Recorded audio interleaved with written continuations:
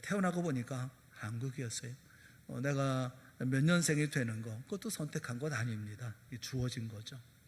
그러니까 많은 부분, 내 인생에 크게 영향을 미쳤던 모든 많은 부분들이 있어요. 국가라든가 시대라든가 부모라든가. 하지만 내가 선택한 것은 없습니다. 다 주어진 것이고 그 안에서 반응하는 이런 것일 뿐이지 나머지 모두가 다 주어진 거예요. 제 인생 가운데 크게 영향 미친 것이 또 하나 있는데 그것은 교회입니다. 신앙인에게 있어서 교회만큼 중요한 것은 없죠. 교회 때문에 비전이 생겼고 교회 때문에 꿈이 생겼어요. 교회에 다니면서 또 삶의 방법도 달라졌습니다. 사명도 결정되고 기쁨도 결정되고 배우자도 결정이 됐어요. 전사 생활을 하면서 집사람을 만나서 인생에 지대한 영향을 미친 것은 교회다, 이렇게 말할 수밖에 없죠.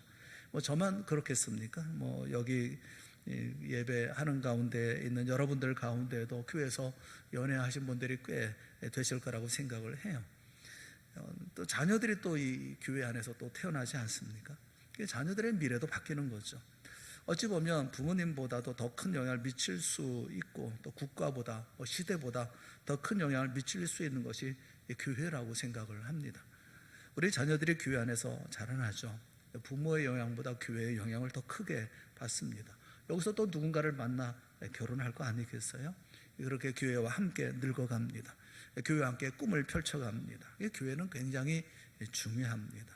내 인생에 엄청난 영향을 미치는 거죠. 그런데 중요한 게 있어요. 이 교회는 내가 가꾸어 갈 수 있다, 바꾸어 갈 수 있다는 겁니다. 다른 것은 나에게 다 주어진 것이지만 그러나 교회는 만들어 갈 수 있다는 거예요. 라인홀드 니버는 이 세 가지를 놓고 기도해라 라면서 얘기를 했어요. 이 세 가지, 첫째는 바꿀 수 없는 것은 받아들일 수 있는 평온함을 주시고, 둘째, 바꿀 수 없는 것은 받아들일 수 있는 평온함을 주시고, 둘째, 바꿀 수 있는 것은 바꿀 수 있는 용기를 주시고, 셋째는 그 두 가지를 구별할 수 있는 지혜를 주시옵소서라고 기도하라. 라인홀드 니버의 기도의 핵심이 뭐냐면 바꿀 수 없는 것에 자꾸 연연하지 말라는 겁니다. 바꿀 수 있는 것에 집중하라라는 것이죠. 여러분, 바꿀 수 없는 것들에 집중하고 탄식하고 원망하고 불평하고 그런다고 해서 바꿀 수 없는 게 바꿔집니까? 바꿀 수 있는 것에 집중해서 바꿔나가야죠. 그렇다면 시대든지 코로나19든지 또 우리가 예배를 방해하는 어떤 것이라 할지라도 바꿀 수 없는 것들이 있어요. 이런 것들에 연연하고 불평하고 원망하고 또 이것 때문에 탄식하고 집중할 것이 아니라 바꿀 수 있는 것, 내게 주신 교회, 내가 몸담고 있는 교회, 또 함께 공동체를 이루고 있는 교회를 만드는 것, 그것이 우리 성도들이 가지고 있는 또 다른 사명이기도 하고 또 할 수 있는 일이기도 한 것이 아니겠습니까? 우리 모두는 다 좋은 교회에 대한 꿈과 비전을 가져야 된다고 생각을 합니다. 비록 어렵고 힘든 가운데 있다 하더라도 우리는 좋은 교회를 만들어야 되겠다는 그런 생각을 가지고 있어야 된다는 것이죠. 그런 관점에서 오늘 본문에 보면 좋은 교회 모델을 볼 수가 있습니다. 그 교회는 안디옥 교회입니다. 안디옥 교회만큼 좋은 교회 모델이 또 있을까 하는 생각이 들어요. 안디옥 교회 같은 이런 교회가 되어진다고 한다면 그러면 내 개인적인 삶이 아마 풍요로워질 것이고 또 교회를 통해서 엄청나게 많은 일들을 이루어낼 수가 있을 것이라고 생각을 합니다.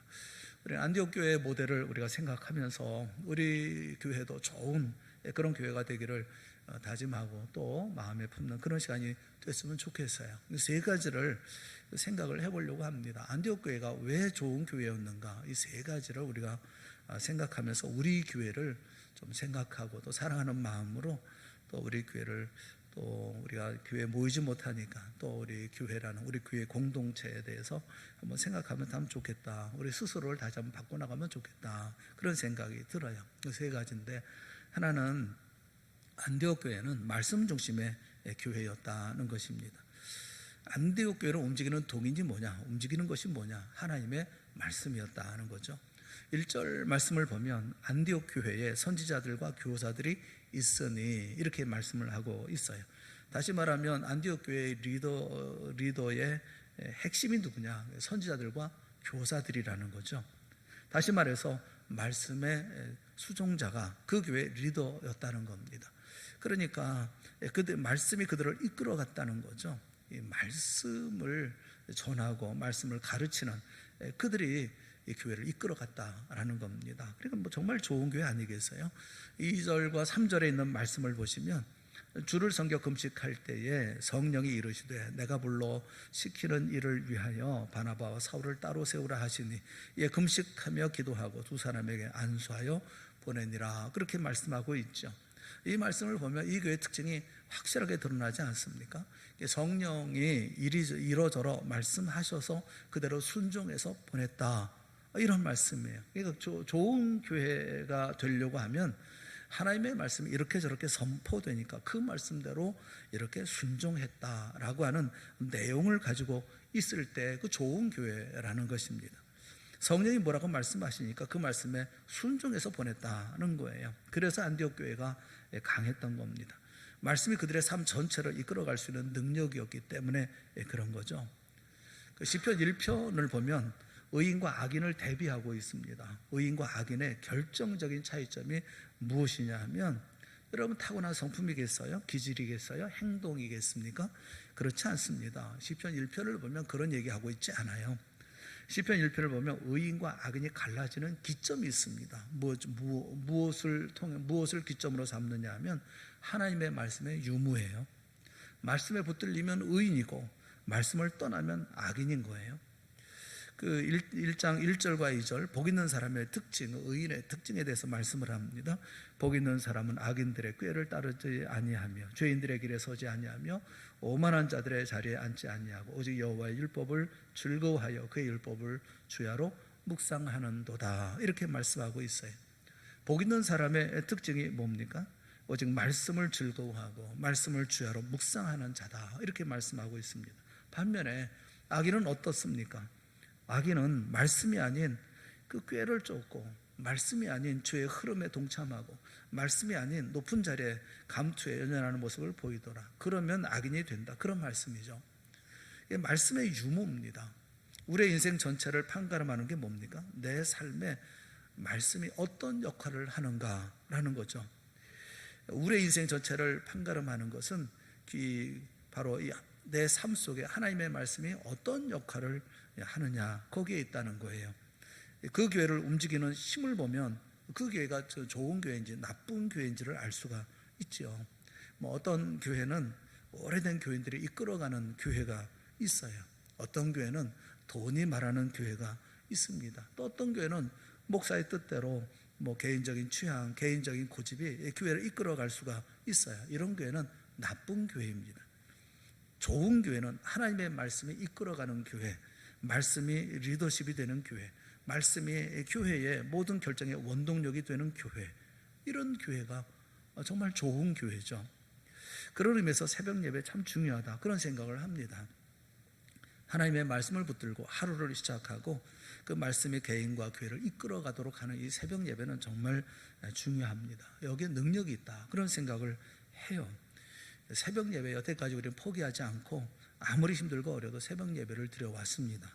그런데 이번에 새벽 예배도 금요 기도에도 드리지 못하도록 그렇게 돼 있어요. 이런 여러 가지를 생각해 보면 참 안타까운 거예요. 기도하지 않는 교회, 말씀이 선포되지 않는 교회, 매일매일의 삶 속에 예배가 없는 교회, 이런 교회가 된다는 것은 너무너무 가슴 아픈 일이 아닐 수가 없어요.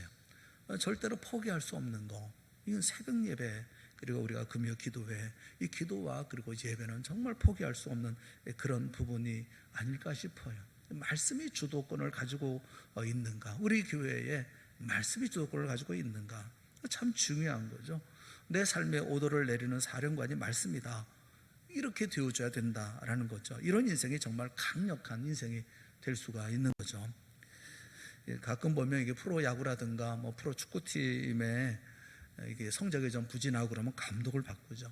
감독을 바꾸면 그럼 팀이 달라지지 않습니까?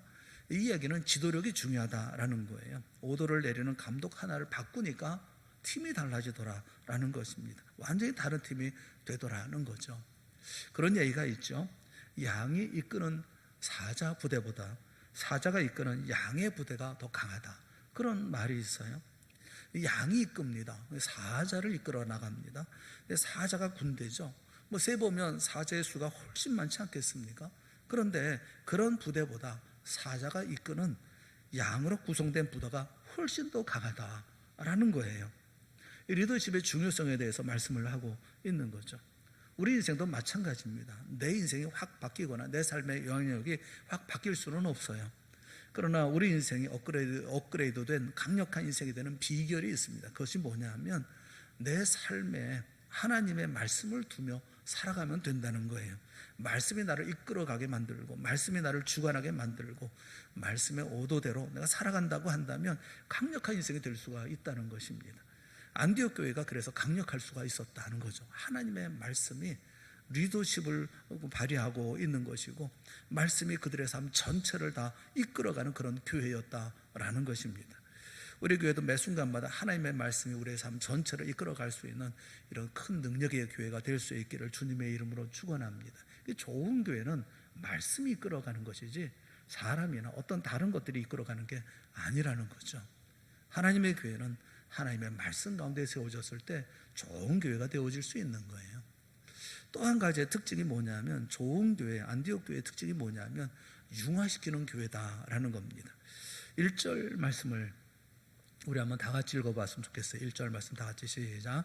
안디옥 교회에 선지자들과 교사들이 있으니 곧 바나바와 니게르라 하는 시므온과 구레네 사람 루기오와 분바와 헤롯의 젖동생 마나엔과 및 사울이라. 이렇게 여기 5사람이 등장을 합니다.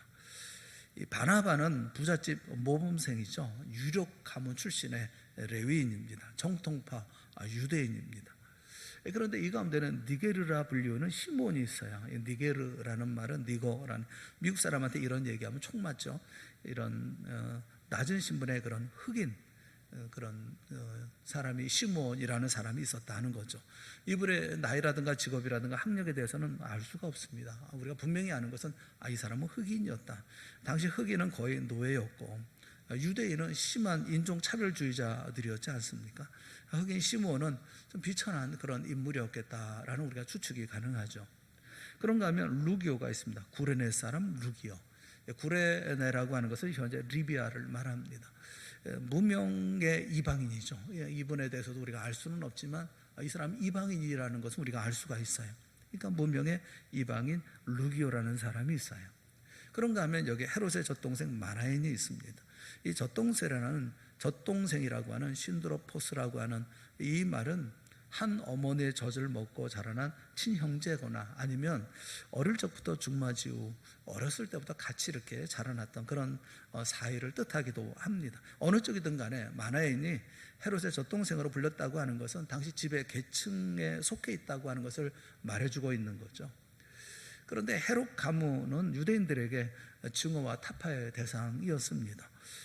당시 그 지배 계층에 속해 있었던 이 헤롯은 로마의 하수인으로 유대인을 착취한다는 그런 점에서 유대인들에게 증오와 타파의 대상이었다는 거죠.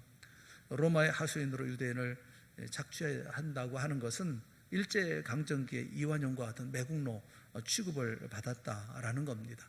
그러니까 매국노 출신의 마나엔이라고 얘기할 수 있죠. 안디옥 교회의 지도자였다는 것이 참 이게 의아스러운 일이기도 해요. 또 사울이라고 하는 분은 여러분 아시지만 본래 교회를 짓밟고 성도를 박해했던 초대교회의 대적이 이 사울이 아닙니까? 이 5사람의 면면은 모든 면에서 달라도 너무 달라서 세상에서라면 결코 함께 어울릴 수 없는 그런 사람들입니다. 이들을 한 그룹으로 엮는 것은 불가능합니다. 그런데도 모두 예수님 안에서 어우러져서 교회를 이루고 있습니다. 안디옥 교회는 굉장히 다양한 사람들, 나이가 많고 적고 신분이 높고 낮고 뭐 이런 여러 가지 사상을 가지고 있고 뭐 이런 모든 것들이 모여서 하나로 만든 그런 교회였다고 하는 것을, 이들이 지도자였다고 하는 것을 우리에게 말씀해 주고 있는 것은 하나로 어우러졌던 그런 교회였다라는 것이죠. 미국에는 보면 백인 전용 교회가 있고 흑인 전용 교회가 따로 있다고 그래요. 그런가 하면 교인의 자격을 심사하는 교회도 따로 있다고 그럽니다.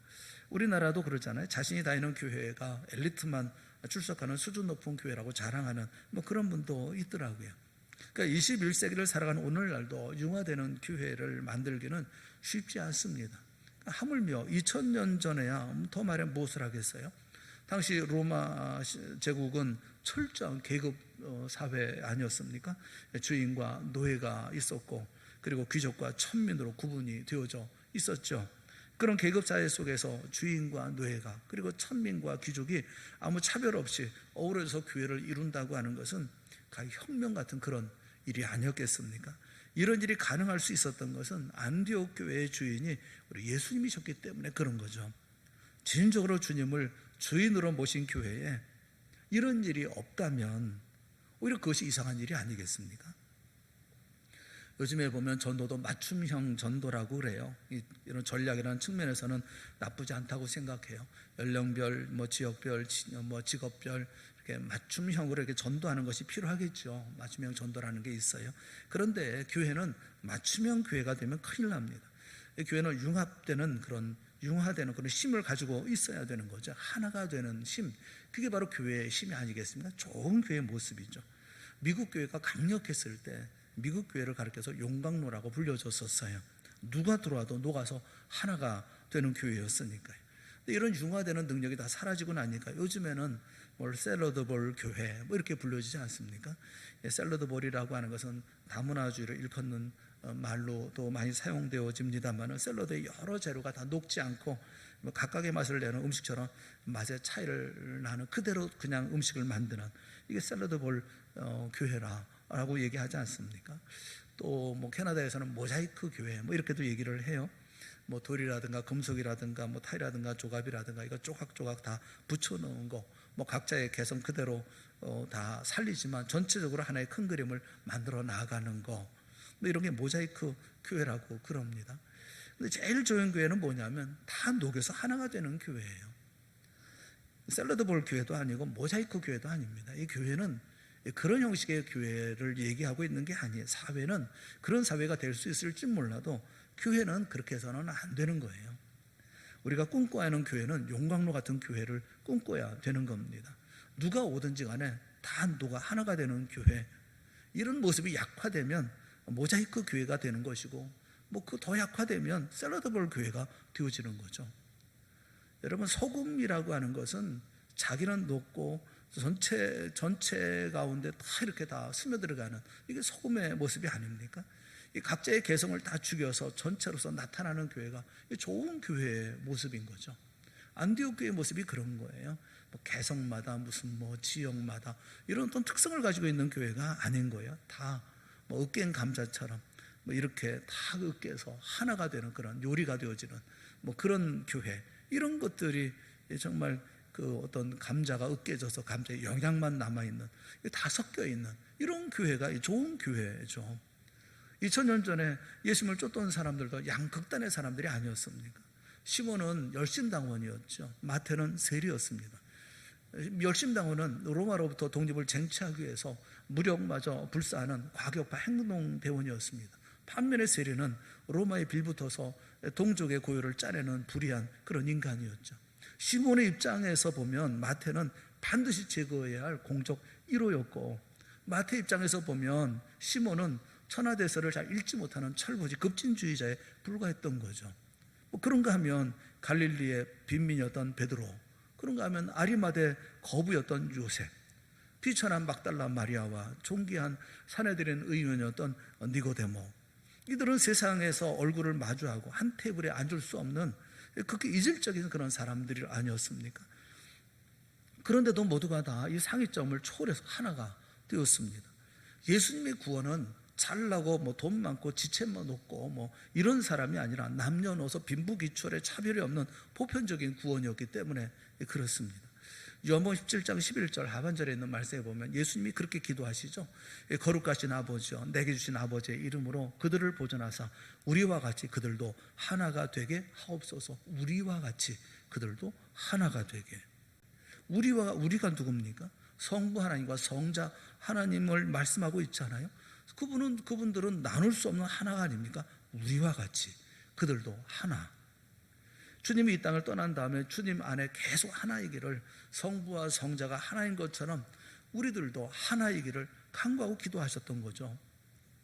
안디옥에서 정통파 유대인 바나바, 흑인 노예였던 시므온, 무명의 이방인 루기오, 불의한 매국노 출신인 마나엔, 교회의 대적이었던 바울, 한데 모여서 안디옥 교회를 이루고 있습니다. 이들은 살아온 사회적 배경도 달랐고 사상도 달랐고 삶의 방식도 달랐고 사고방식도 달랐습니다. 지적 수준도 달랐어요. 이들 간의 문화적, 사회적, 이념적, 교육적 차이로 인해서 얼마나 많은 갈등이 있었겠습니까? 답답한 일은 얼마나 또 많았겠어요. 하지만 이 모든 차이를 극복하고 교회를 이루었다는 것입니다. 이들은 모두 자기에게 구원을 베풀어 주신 주님을, 예수 그리스도를 주인으로 모신 그리스도인이었기 때문에 그 일이 가능했던 거죠. 여러분, 교회 안에는 누구든지 들어올 수가 있는 거예요. 사기꾼도, 술주정뱅이도, 살인자도, 거지도, 독재자도 다 들어와 주님께 예배드릴 수가 있는 겁니다. 교회의 주인 되신 우리 예수님은 만민의 구원자가 되시기 때문에 그런 거죠. 그렇게 교회에 들어와서 주님 안에 거룩한 백성이 되어져 가는 겁니다. 그런 교회가 좋은 교회죠. 이 안디옥 교회의 두 번째 특징은 이렇게 융화되는 교회라는 겁니다. 마지막 한 가지 또 특징이 있어요. 그 특징은 놓아주는 교회라는 겁니다. 3절 말씀을 보면 이에 금식하며 기도하고 두 사람에게 안수하여 보내니라, 그렇게 말씀하고 있어요. 보내니라. 이 보낸다는 아폴리오라고 하는 이 말은 놓아준다는 겁니다. To set free, 놓아준다. 또 풀어준다. To release, 풀어준다는 거예요. 바울과 바나바가 얼마나 이 안디옥 교회에 소중하고 중요한 인물입니까? 그런데 하나님이 필요하다고 하니까 놓아줍니다. 여기 보면 내용이 뭔지도 몰라요. 내용이 뭔지도 모르면서 놓아줍니다. 내가 불러 시키는 일, 이렇게 설명하고 있어요. 내가 불러 시키는 일. 이게 포괄적이고 추상적인 얘기입니다.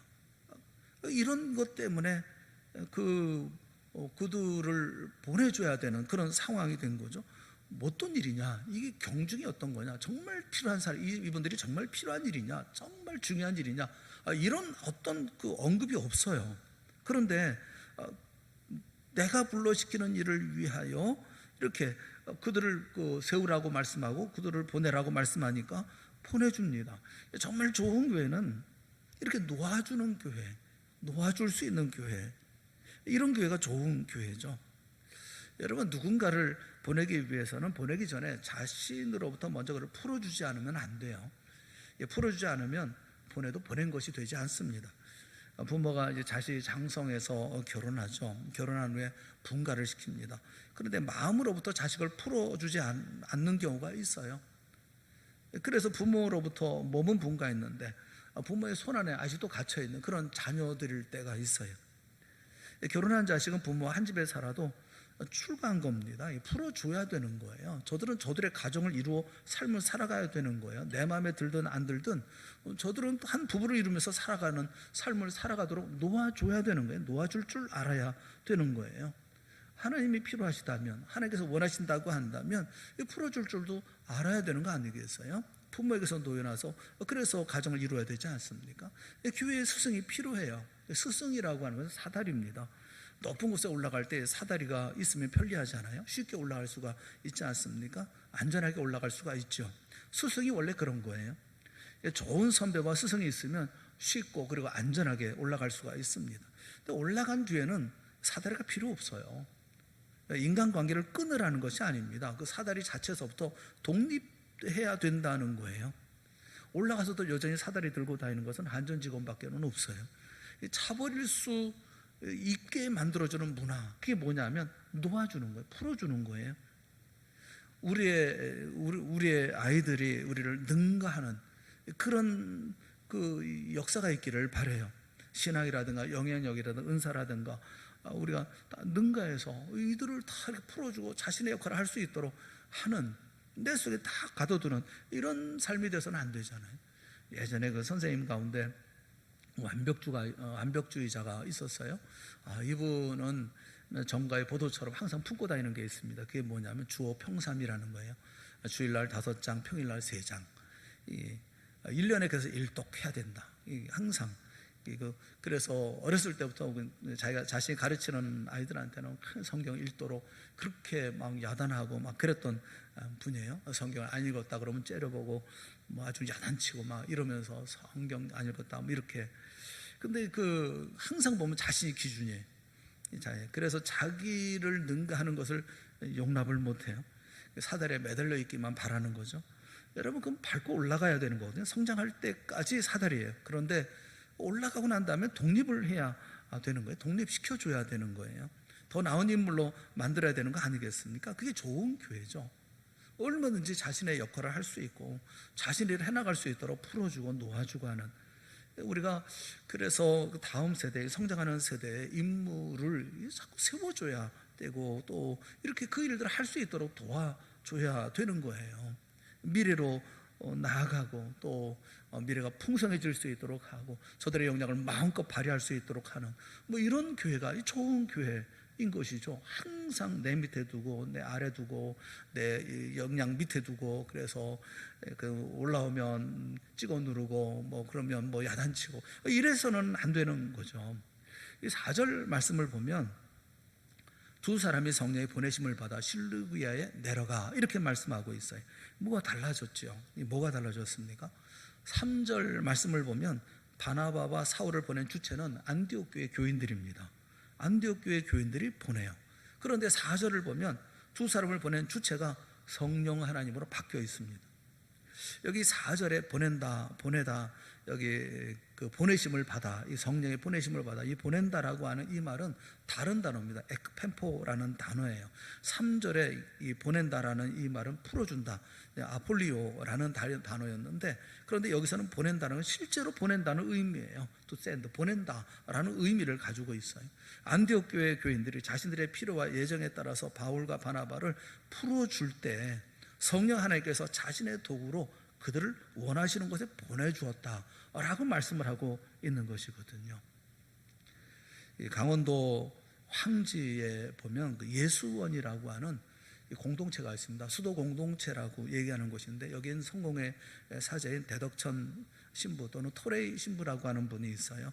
이 신부라고 그러니까 뭐 캐톨릭처럼 생각하는데, 이 성공회는 개신교와 같습니다. 개신교의 목사와 크게 다르지 않아요. 그런데 1965년에 이분이 여기에 예수원을 건축을 했어요. 본관 건물 하나를 딱 이제 지어놨습니다. 다음 해에 봄이 되었을 때 이제 공사를 좀 해서, 그래서 이제 좀 더 크게 만들어야 되겠다.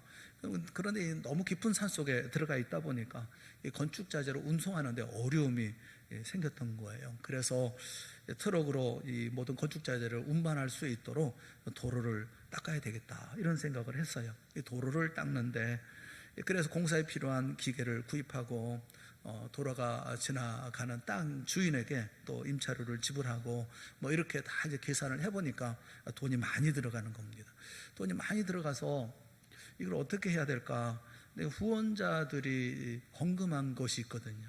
그 후원자들이 준 헌금을 이거를 사용해야 되겠다, 이런 생각을 했던 거예요. 그런데 후원자들이 헌금한 것은 여기 도로내라고 준 헌금은 아니거든요. 헌금에는 목적성이 있거든요. 목적이 있거든요.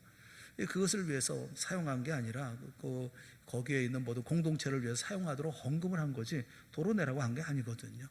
그런데 부득이 이걸 사용해야 되겠다라고 하니까 예수원에 같이 있었던 가족들이 전부 반대하는 겁니다.